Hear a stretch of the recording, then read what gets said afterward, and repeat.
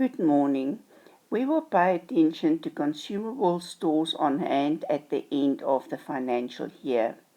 When consumable stores, for instance, packing materials, stationery, cleaning materials, refreshments, are treated as expenses, the expense account is debited every time when we buy the consumable stores.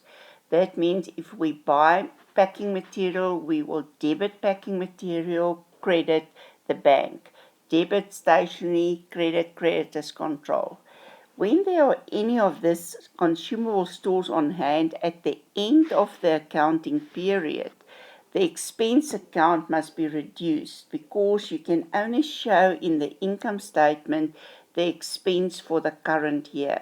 So if you bought more than you used in this year, it means that you must reduce this expense and you will therefore credit the consumable stores, packing material, cleaning material, whatever, and you will create a temporary current asset, consumable stores on hand.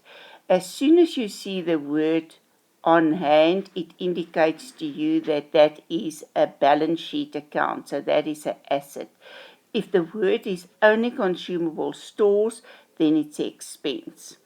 And this asset will be created with the value of the consumable stores on hand that is available at the end of the year, because you will transfer this consumable stores to the next financial year and you will use it in the following year.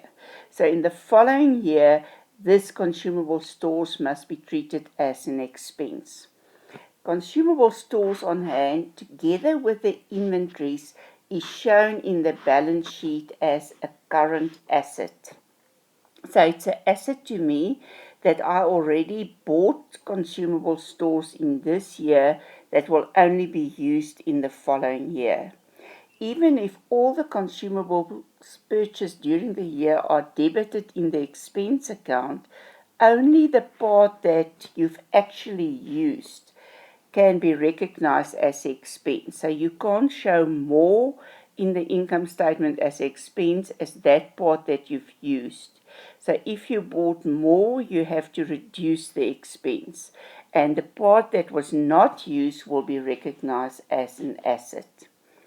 Debit consumable stores on hand to create this asset, and you will credit packing material to reduce your expense account, and if we reduce expense account, the owner's equity will increase. The first day of the next financial year, we have to do a reverse entry at the beginning of the year so that this amount that was created as an asset can be taken away, and we debited consumable stores asset, and then we will credit that asset so that we can cancel it.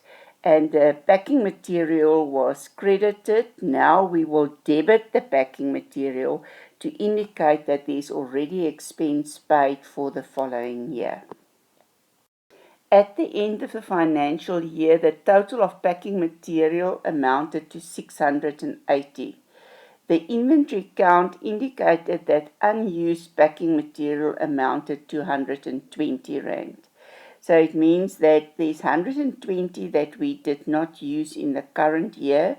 Therefore, we will create an asset to remove it out of our packing material account. So we decrease the expense for packing material and we increase the asset with the packing material that will be used for the following year. You will transfer to your profit and loss account the actual amount that was used. We bought 680. We've taken out the 120 that was not used in the current year. Therefore, the amount that will go to profit and loss will be 560. The first day of the next financial year, we will reverse this entry. So we credited packing material at the end of the year to decrease the expense. Now we will debit packing material to show that there's already expense paid for the following year. We created an asset at the end of the year that was a temporary asset, so we have to cancel it, and therefore we will credit consumable stores on hand so that we don't have that asset anymore. In the general ledger, we will have a total for packing material for 680 Rand.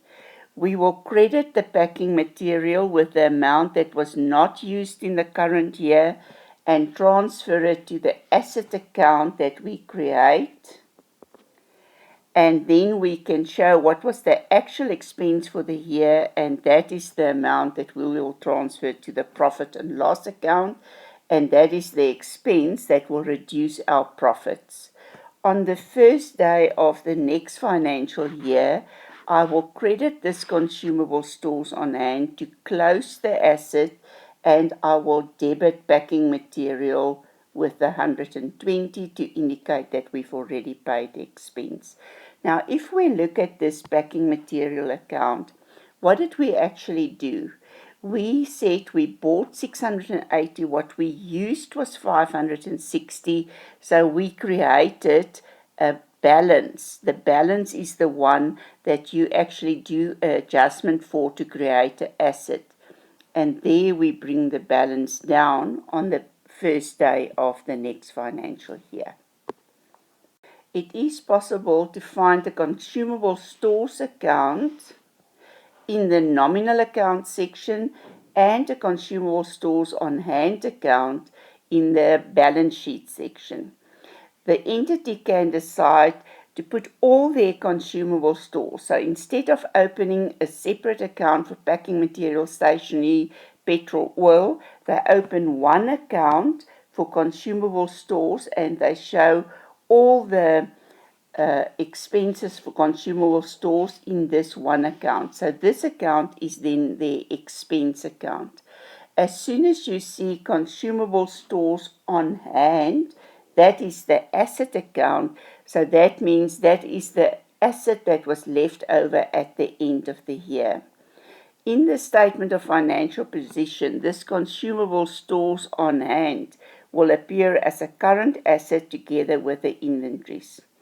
When consumable stores are available at the end of the year, the expense account must be credited to decrease the expense, and so that the consumable stores that we actually used during the year is shown as an expense in the income statement. An asset, consumable stores on hand, is created, and that will be disclosed as an asset in the balance sheet. On the first day of the following financial year, we will reverse this entry and we will indicate that the expense was already paid and we will cancel the temporary asset.